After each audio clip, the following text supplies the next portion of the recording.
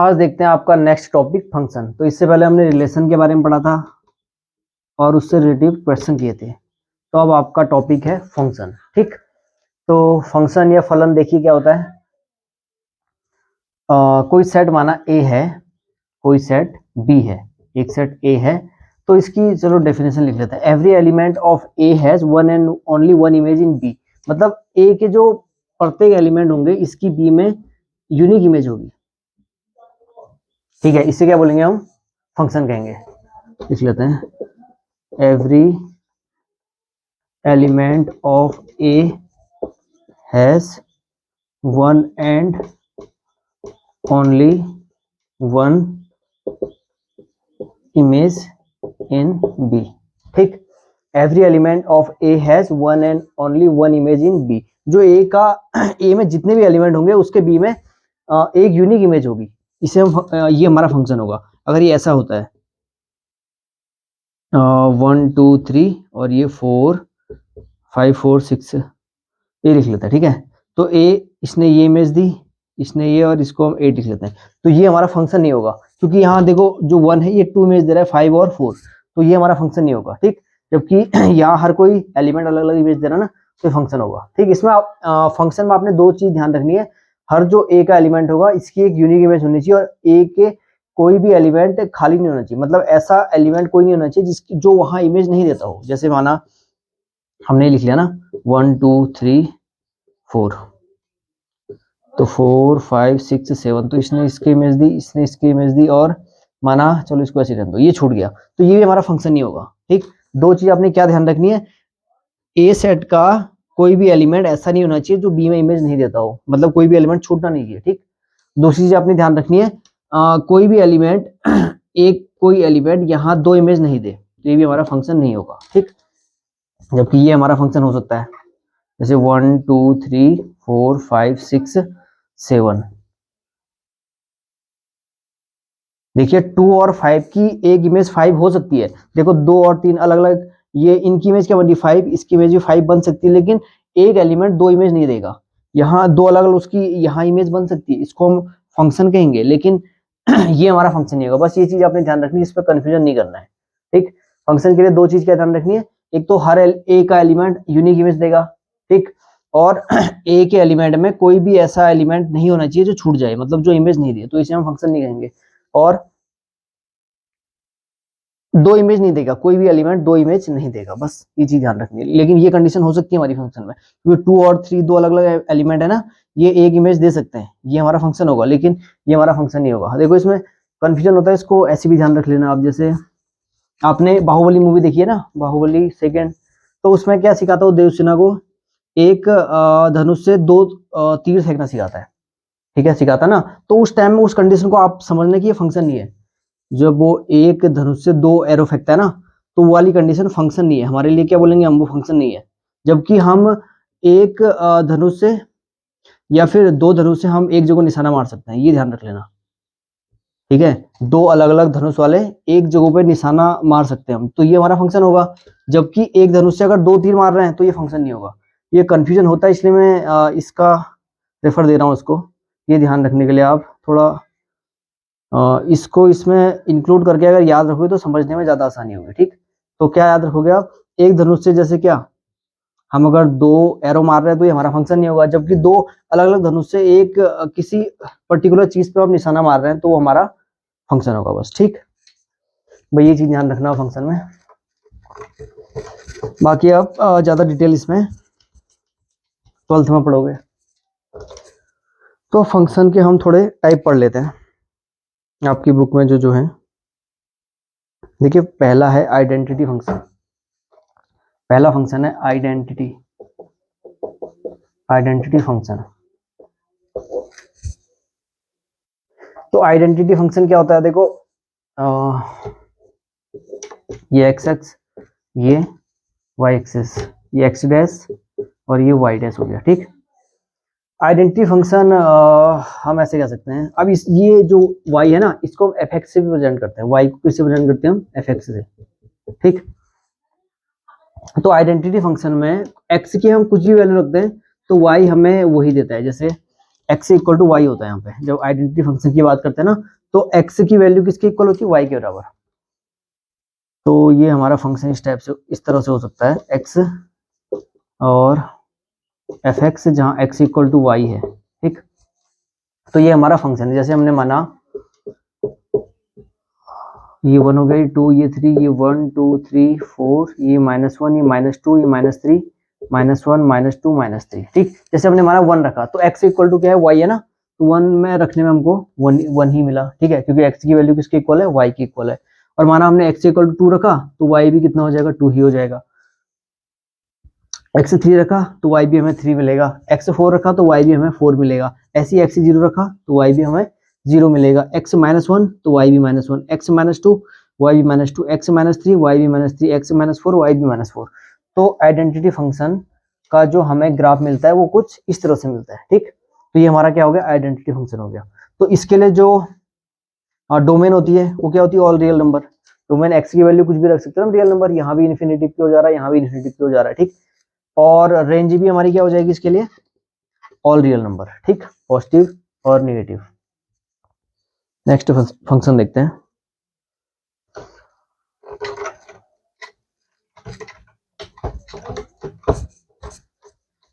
देखिए next function है आपका कांस्टेंट फंक्शन।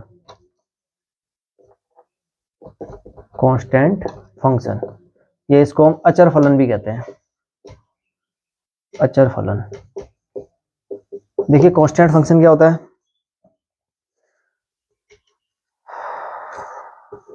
यहां पर हमें y की वैल्यू कांस्टेंट देता है। जैसे हमने लिख दिया x और ये fx, ये x है ये y है, ये हमारा कोई फंक्शन इस तरह से है, और fx इक्वल टू c हो गया।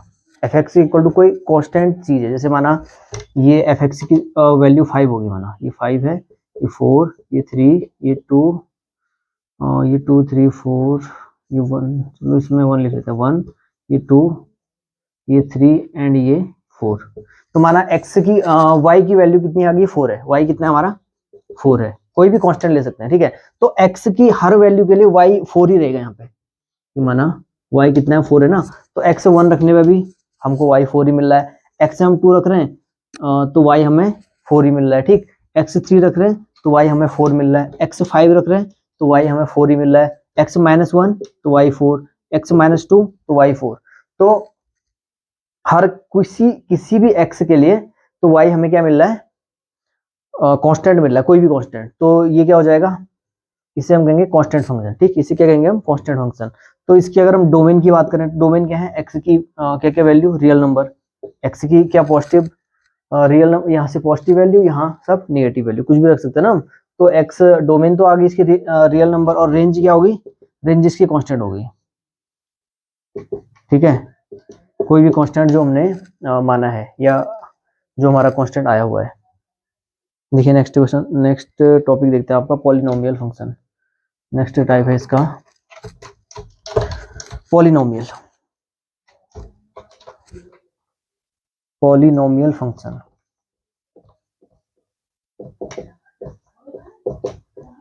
ठीक है, तो पॉलिनोमियल बहुपद,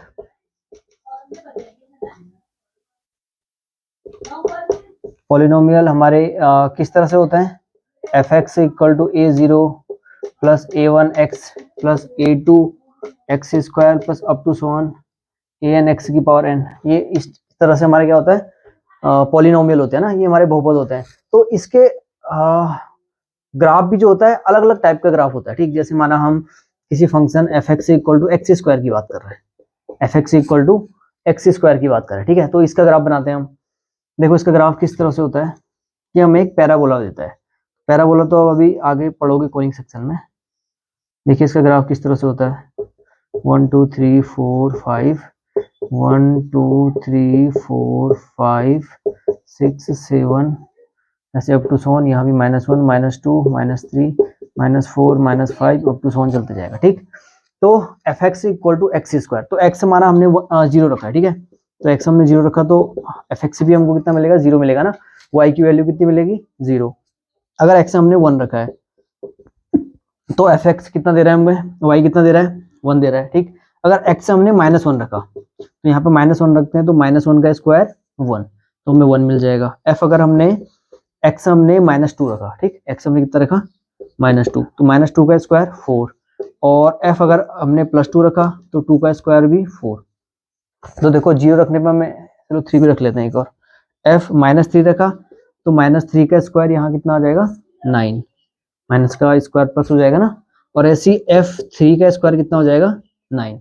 तो 0 रखने पे हमें x से अगर 0 रखा तो fx से 0 मिला था, x से हमने 1 रखा तो fx से भी हमें 1 मिला, और x से -1 रखने पे भी हमें ये कितना मिला 1 ही मिला था, ठीक है। ऐसे ही अगर x हमने 2 रखा तो fx हमें 4 मिला ना, 2 रखने पे fx हमें 4 मिल गया था, ठीक है। ऐसी -2 रखने पे भी हमें 4 ही मिला, ठीक, और 3 रखने पे हमें 9 मिला, 9 कहीं इधर होगा। ऐसी -3 रखने पे यहाँ भी 9 मिला, ठीक है। तो इनको हम ड्रॉ करेंगे तो हमारा ग्राफ कुछ इस तरह से होता है, ठीक। ये हमारा किसका ग्राफ होगा, f x equal to x square का ग्राफ होता है, ठीक, ठीक है ना, समझ में आ गया। यहाँ देखो बढ़ते जाएगा, f -4 रखेंगे तो -16 इस तरह से, और यहाँ भी x -4 रखे हुए 16, और 4 रखने पे भी 16, तो इस तरह से इसका ग्राफ बढ़ते जाएगा। एक पॉलिनोमियल और लिख लेते हैं, माना f x equal to x cube है, ठीक। तो इसका ग्राफ कैसा होता है, देखो इसको बना लेते हैं।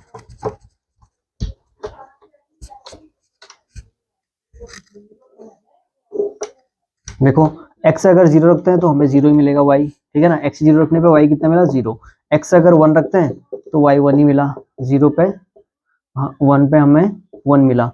x अगर हमने 2 रखा तो 2 पे कितना मिला 8 मिलेगा, ठीक, 2 पे कितना मिलेगा 8 मिल रहा है, ठीक है ना। ऐसे अगर हम -1 रखते हैं तो -1 रखने पे ये कितना मिलेगा, देखो -1 की पावर 3 -1 ही मिलेगा, है ना। x अगर -2 रखते हैं तो -2 की पावर 3 -8, -2 रखने पे ये आ जाएगा -8, यहाँ -2 रखेंगे ना तो ये -8 आएगा। ऐसे अगर -3 रखते हैं तो ये आ जाएगा -27। तो इसको ड्रॉ करते हैं हम, यहाँ देखो, तो ये 0, ये 1, ये 2, ये 3, ये 4, ये 5, ये 1, ये 2, ये 3, ये 4, ये 5, ये 6, -1, -2, -3, ये -1, ये -2, ये -3, ये -4। देखो 0 रखने पे 0, 1 रखने पे 1, है ना, 2 रखने पे 8, x2 तो ये 8, ठीक है। 3 रखने पे 27, इधर कहीं यहाँ ऊपर मिलेगा हमें, 3 रखने पे 27। तो इसका ग्राफ कुछ हमारा इस तरह से होता है, ठीक है। यहाँ भी देखो -1 रखने पे -1 आएगा, -2 रखने पे 8, ठीक है, -3 रखने पे -27। तो हमारा f x equal to x cube का ग्राफ हमारा कुछ इस तरह से होता है। थोड़ा इसको इधर को बना लेना है, थोड़ा मैंने इधर बना लिया, यहाँ को होगा ना ये 2 रखने पे 8, 3 रखने पे 27, 4 रखने पे 64, तो ऊपर की ओर जाएगा, और यहाँ भी इस तरह से चलता जाएगा ये, देखिए। तो ये तो हमारा था पॉलिनोमियल फंक्शन। नेक्स्ट फंक्शन देखते हैं।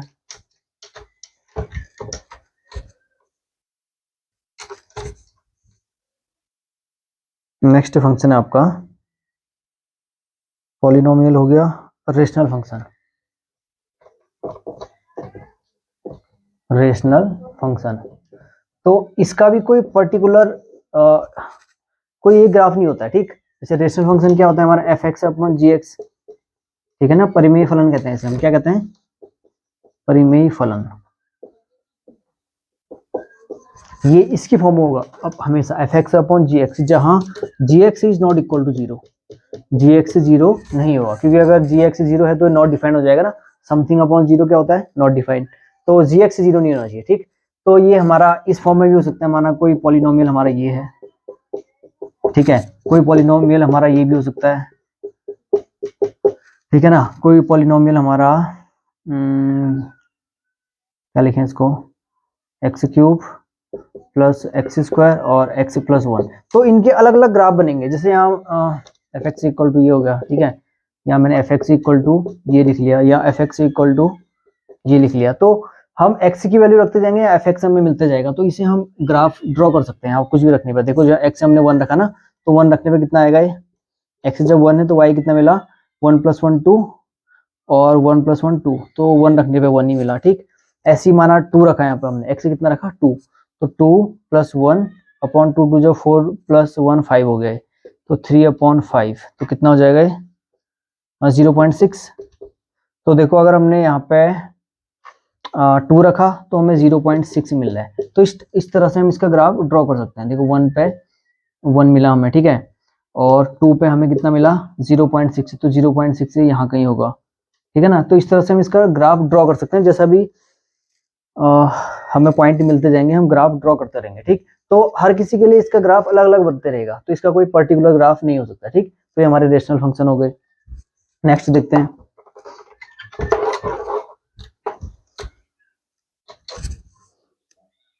देखो रेशनल फंक्शन का एक ग्राफ इसने ये भी दिया हुआ है, f(x) = 1/x। इसका ग्राफ कुछ इस तरह से होता है, देखिए,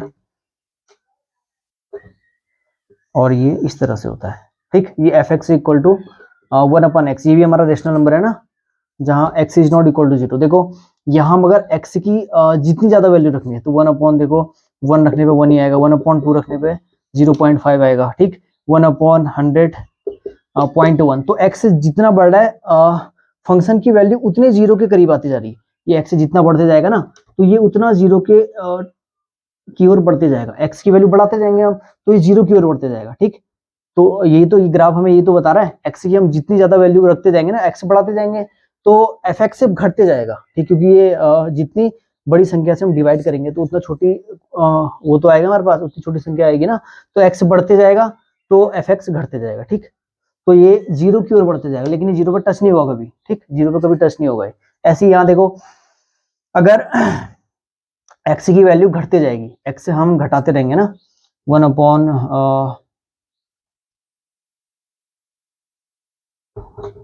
छोटी वैल्यू रखते हैं, 0.1 रखते हैं, ये 1/0.00001 रखते हैं, तो 1/0000001 रखते हैं, तो ये उतनी वैल्यू आएगी। देखो इसको भी हम 1 2 3 4 5 इस इतने 0 से ऊपर भी गुणा करेंगे, इतने 0 से यहाँ भी गुणा करेंगे इस पे ना, तो ये 1 इतना हो जाएगा। देखो 1 कितना हो गया, अगर हम इसको 1 2 3 4 5 1 2 3 4 5 और इसको 5 से मल्टीप्लाई करते हैं, तो ये कितना हो जाएगा, 1 लाख हो गया ना, ये अपॉन 1, तो इतना हो गया। ठीक है, तो ये वैल्यू अगर नीचे वाला घटेगा तो ऊपर वाला बढ़ते जाएगा। ठीक, x की वैल्यू हम कम करते जाएंगे, x की वैल्यू जितनी कम करेंगे तो f(x) उतना बढ़ते जाएगा। ठीक, तो यहाँ भी वैसी है, x की वैल्यू माइनस में जितना कम होगा तो f(x) बढ़ते जाएगा, और f(x) ये x की वैल्यू बढ़ते जाएगी तो f(x) कम होते जाएगा। तो हमारा f(x) = 1/x का ग्राफ कुछ इस तरह से होता है। ठीक है, देखिए नेक्स्ट, अगला है आपका मॉड्यूलस फंक्शन।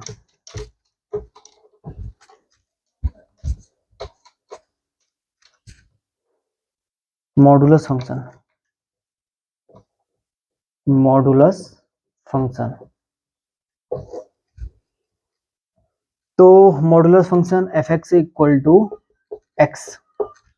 तो मॉड्यूलस आपको पता है ये क्या कर लेता है, किसी भी नेगेटिव चीज को भी पॉजिटिव कर लेता है। तो इसका ग्राफ हमारा देखो, तो f(x) को अगर हम ये मॉड्यूलस को ब्रेक करते हैं तो ये इस तरह से देता है कुछ -x, जब x 0 से छोटा होता है। ठीक है, x से 0 या उसके बराबर होता है तो पॉजिटिव में वैल्यू आती है इसकी, जब ये 0 से छोटा होता है तो ये क्या होता है, निगेटिव करता है, और ये मॉड्यूलस इसको क्या बना देता है, पॉजिटिव बना देता है। ठीक, तो देखिए इस पे वैल्यू रख लेते हैं हम, ये माना 0, ये 1, ये 2, ये 3, ये 4, ये 5, ये 1 2 3 4 5 6, या -1 -2 -3 -4 -1 -2 -3 -4। देखिए x अगर 0 रखा तो हमें 0 मिलेगा, है ना, x अगर 1 रखते हैं तो हमें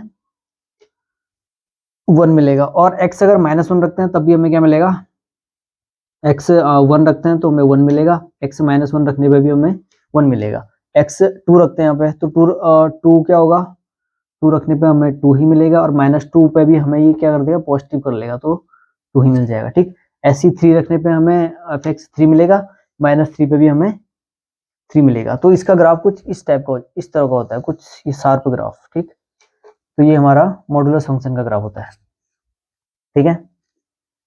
नेक्स्ट देखिए,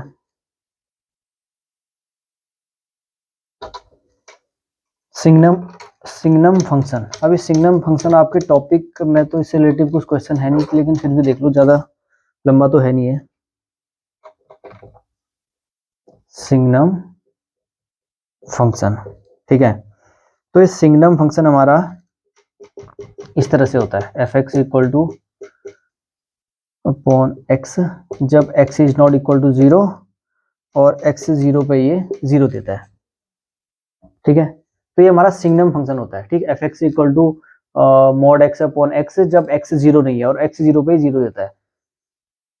तो देखिए इसका ग्राफ कुछ किस तरह से बनेगा। अब मॉड एक्स है ना, मॉड एक्स से हमें क्या देता है, एक तो पॉजिटिव एक्स देता है, कब, इसको लिख रहा हूँ मैं, ठीक है। पॉजिटिव एक्स कब देता है, जब एक्स, हाँ, एक्स 0 से बड़ा होता है। जब एक्स 0 से बड़ा होता है तो हमें पॉजिटिव पे एक्स देता है ना, एक्स अपॉन एक्स, तो कितना हो जाएगा, ये 1 हो जाएगा, जब एक्स 0 से बड़ा है, ठीक है। और ये मॉडुलस एक्स निगेटिव एक्स कब देता है, जब एक्स क्या होगा, 0 से छोटा होगा। तो ये माइनस एक्स अपॉन एक्स कितना हो गया, -1 हो गया। -1 कब, जब ये एक्स 0 से छोटा है। तो इसको हम दोबारा से लिख सकते हैं कैसा, ये 1 आएगी इसकी वैल्यू कब, जब एक्स 0 से बड़ा है, -1 आएगा कब, जब एक्स 0 से छोटा है, और 0 आएगा जब एक्स कितना है, 0 है, ठीक। तो देखिए ये मिटा लो ना, तो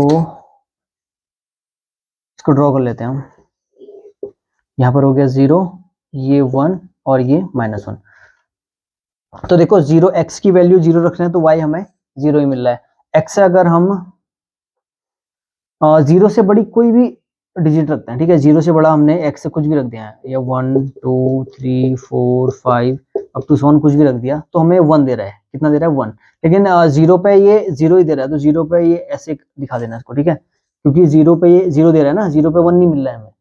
तो 0 से बड़े कुछ भी नंबर रखो तो हमेशा ये 1 ही देगा। 0 से बड़े कुछ भी नंबर पे क्या दे रहा है, 1 ही दे रहा है। जबकि 0 पे हमें 0 मिल रहा है, और 0 से छोटे नंबर पे हमें -1 मिल रहा है। 0 से छोटे नंबर कौन से हो गए, ये हो गए, ये 0 से छोटे नंबर ना, ये -1 -2 -3, यहाँ कुछ भी रख रहे हैं तो हमें क्या मिलेगा, -1 मिलेगा। लेकिन 0 पे हमें 0 ही मिल रहा है, तो इसको इस तरह से डिनोट कर लेंगे हम, ठीक। तो ये हमारा सिग्नम फंक्शन का ग्राफ हो गया। नेक्स्ट देखते हैं, लास्ट है आपका ग्रेटेस्ट इंटीजर फंक्शन। देखिए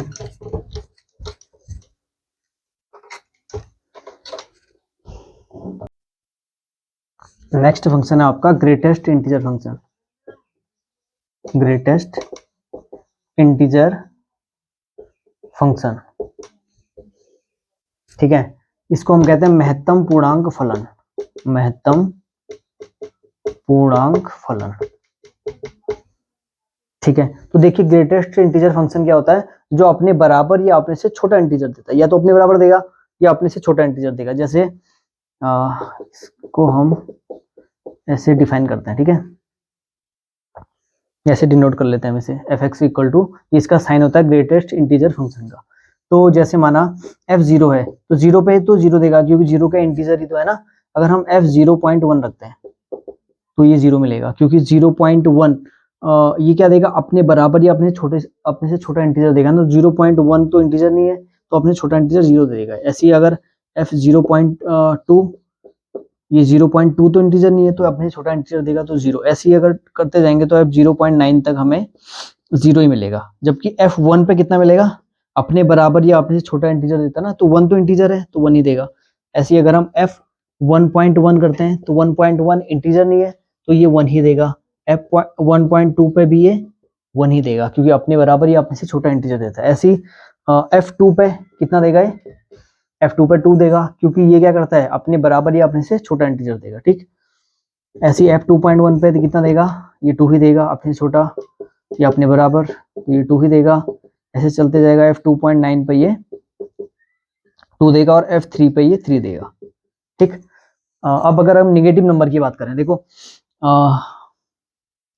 -0.1, f अगर हम कितना रखते हैं -0.1 रखते हैं तो -0.1 पे कितना देगा, -1 देगा, अपने से छोटा इंटीजर देगा, जीरो नहीं देगा। देखिए यहाँ 0 होता है, या -1, ये -2, -3 ना, हमने 0.1 रखा तो अपने से छोटा इंटीजर देगा, तो -1 छोटा है ना, तो इसने -1 दे दिया, ठीक। f -0.2 तब भी -1 देगा। ऐसे ही करते जाएंगे हम 0.9 तक भी कितना देगा, ये -1 ही देगा। लेकिन f -1 पे कितना देगा, -1 देगा, क्योंकि -1 इंटीजर है, तो -1 पे ये -1 देगा। और f -1.1 पे भी ये कितना देगा बताओ, -1.1 पे ये देगा -2, -1.1 यहाँ होगा ना, अपने से छोटा इंटीजर मतलब -2, तो ये देगा -2। f -1.2 पे भी ये -2 देगा, अपने से छोटा इंटीजर।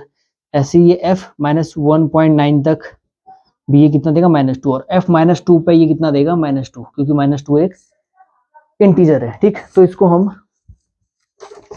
ग्राफ पे प्रेजेंट करते हैं, देखिए